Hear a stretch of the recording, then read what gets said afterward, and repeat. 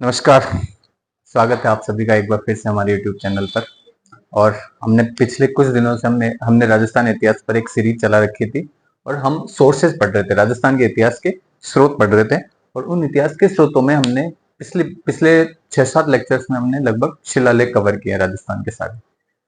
अब हम आरंभ करेंगे राजस्थान के इतिहास में दान पत्र और ताम्र पत्रों की महत्वपूर्ण भूमिका। ठीक है, राजस्थान में शिलालेख जो है परंपरा वो चली आ रही थी, वो पत्थरों पे उकेरे जाते थे।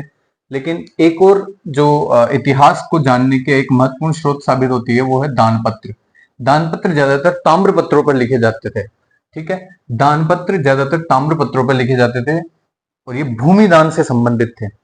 दान पत्र ताम्र पत्रों पर लिखे जाते थे और भूमि दान से संबंधित थे। तो अगर इफ कोई भी आपसे किसी भी प्रकार का ऐसा प्रश्न पूछा जाए कि राजस्थान के इतिहास के प्रमुख स्रोतों में दान पत्रों की भूमिका या ताम्र पत्रों की भूमिका या भूमि दान की भूमिका, भूमि दान प्रथा का शिलालेखीय प्रमाण जो है वो क्या है, ताम्र पत्र या दान पत्र। तो क्या होते हैं दान पत्र और ताम्र पत्र?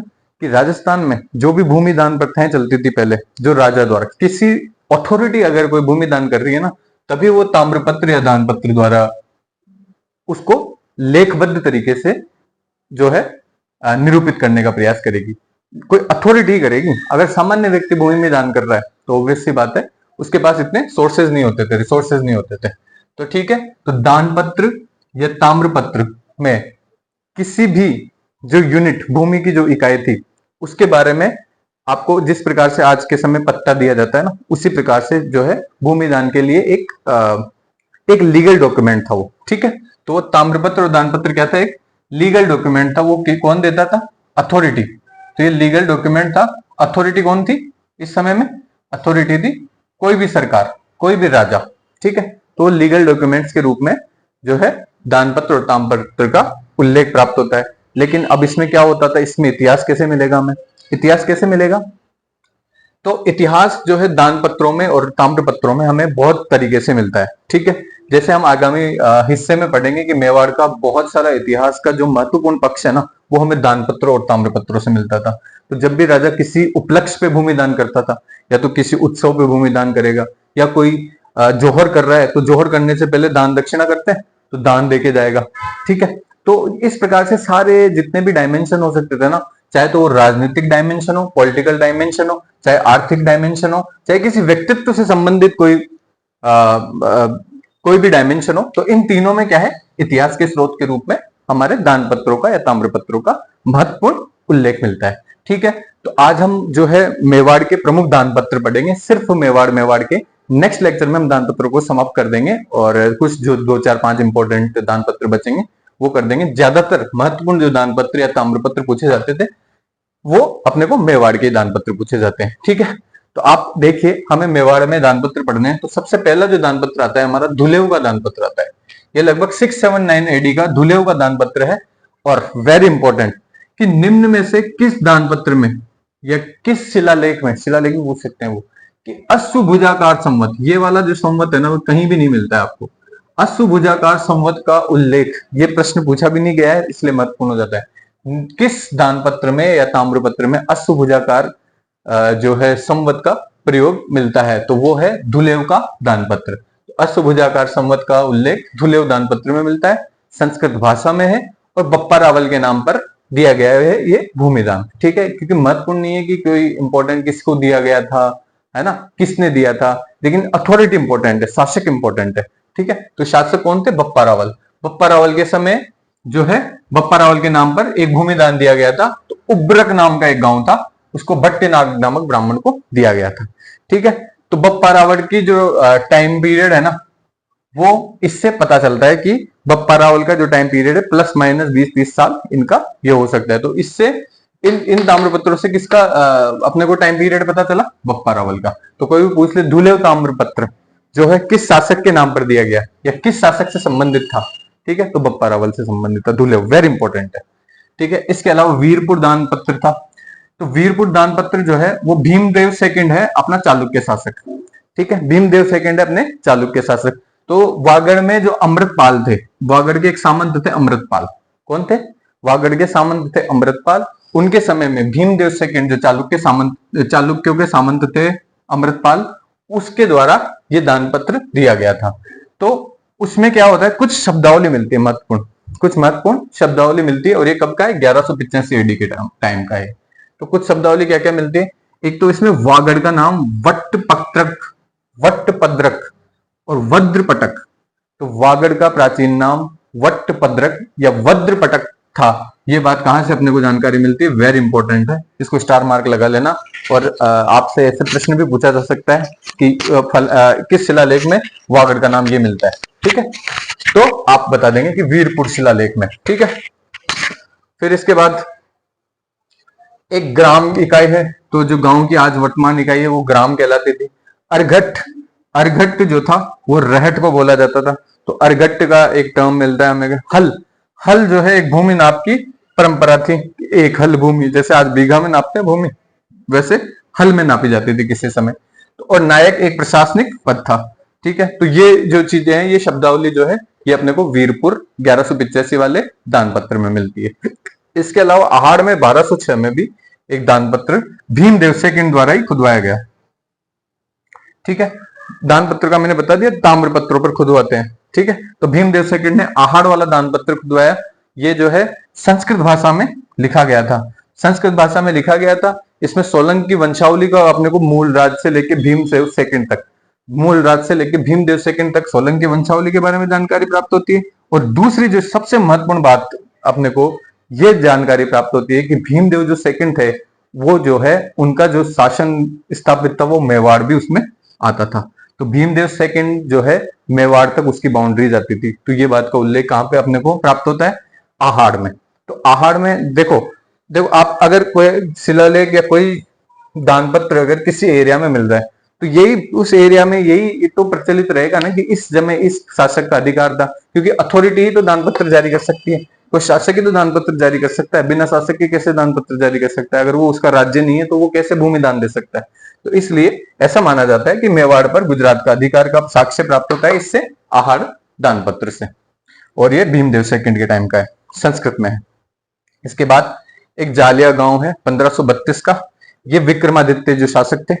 तो विक्रमादित्य की राजगद्दी संबंधित तिथि विवाद का निस्तारण किस दान पत्र से होता है, ये इंपॉर्टेंट बात पूछी जाती है। तो ये है जालिया गांव से, 1532 का जालिया गांव जो है दान पत्र है।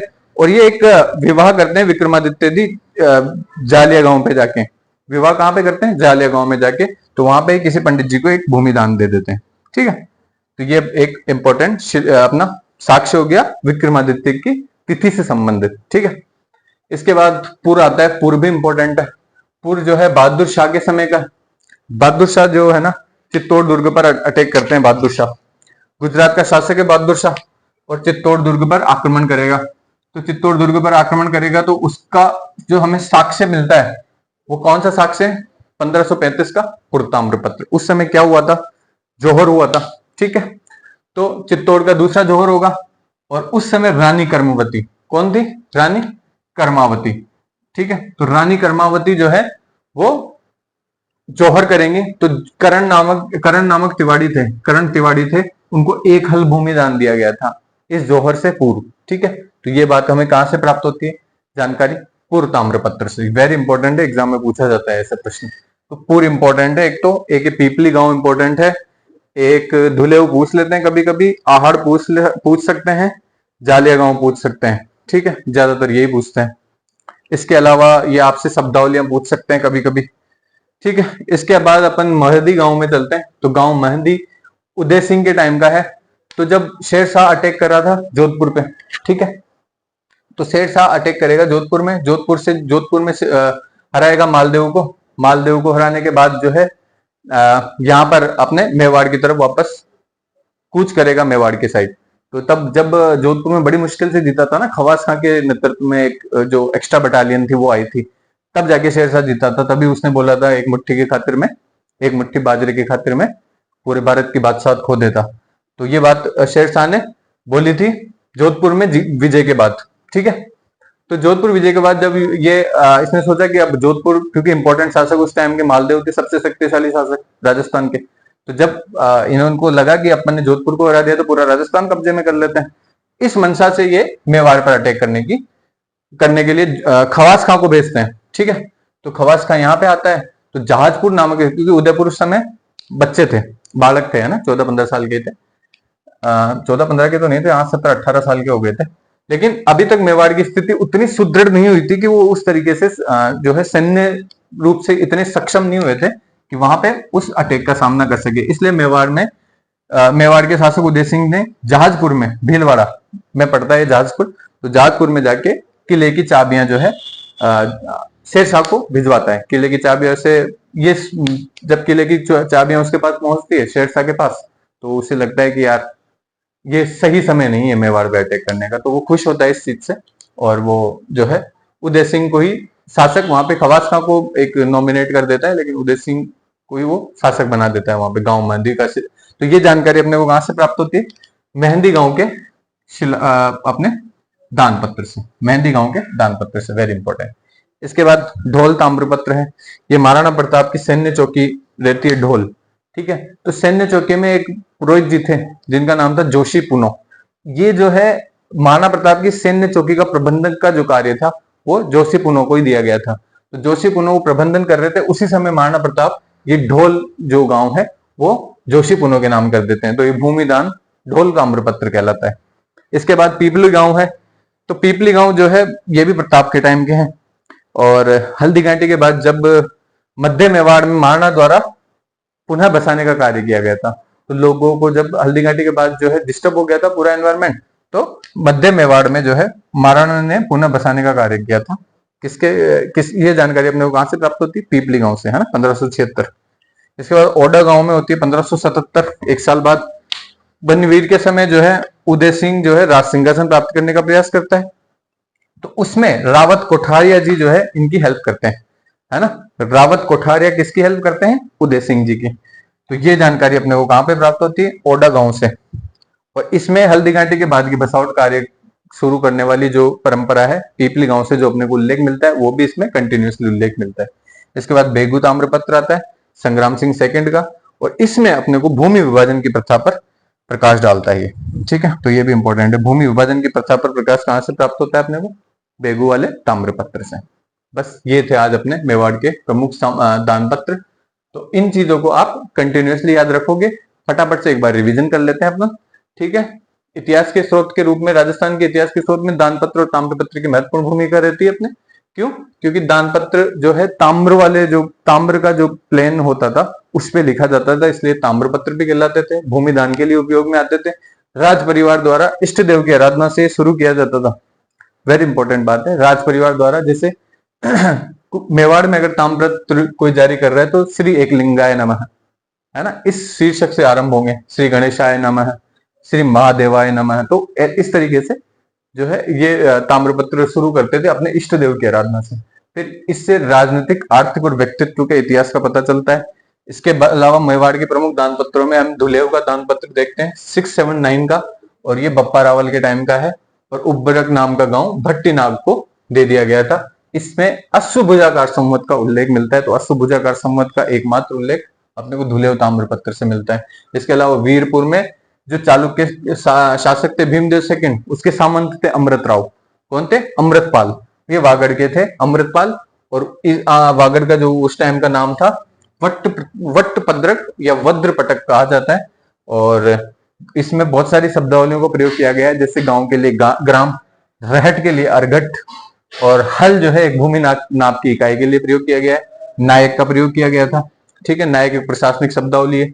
और इसके अलावा तीसरा जो अभिलेख अपना दान पत्र मिलता है वो आहार का है 1206 का, वो भीमदेव सेकंड के टाइम का है, संस्कृत भाषा में है। सोलंकी वंशावली की जानकारी अपने को यहाँ से प्राप्त होती है, मूल राज से लेके भीम सेकंड तक। किससे लेके? मूल राज से लेके भीम सेकंड तक का जो है अपने को यहाँ पे जानकारी मिलती है। और मेवाड़ पर गुजरात का अधिकार था, इस बात का भी साक्ष्य कहां से मिलता है अपने को? आहार से 1206। फिर जालिया गांव 1532 में विक्रमादित्य, किसके टाइम का है जालिया गांव? विक्रमादित्य के टाइम का है। और इसमें यही इंपॉर्टेंट है कि विक्रमादित्य की राजगद्दी के से संबंधित जो भी तिथि संबंधी विवाद था ना, उसका निस्तारण कहां से किया गया था? वो जालिया गांव से किया गया था। वेरी इंपॉर्टेंट बात, ये याद रख लेना। पूर्व में एक ही चीज इंपॉर्टेंट है, रानी करमवती द्वारा जब बहादुर शाह द्वारा जब चित्तौड़ पर अटैक किया गया था 1535 में, 34-35 में, तो रानी करमावती ने अपने जौहर के उपलक्ष्य पे जो है ये करण तिवारी को एक हल भूमि दान दिया गया था, और उसी का साक्ष्य अपने को पुरताम्रपत्र में मिलता है।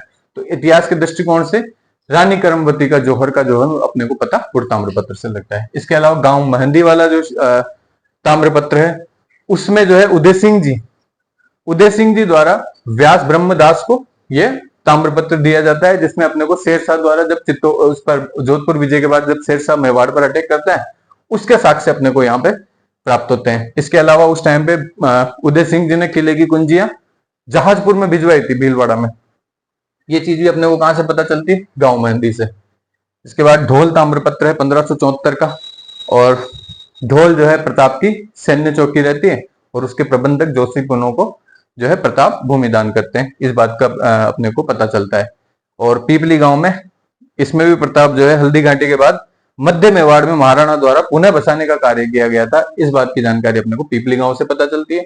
ओड़ा गांव में जो है प्रताप द्वारा बनवीर के समय प्रताप द्वारा खुदवाया गया था, और इसमें यह पता चलता है कि रावत कोठारिया ने उदय सिंह की मदद करी थी बनवीर के खिलाफ। और इसके अलावा ये चीज पता चलती है कि हल्दी घाटी में बसावट का कार्य शुरू हो चुका है 1577 के आसपास।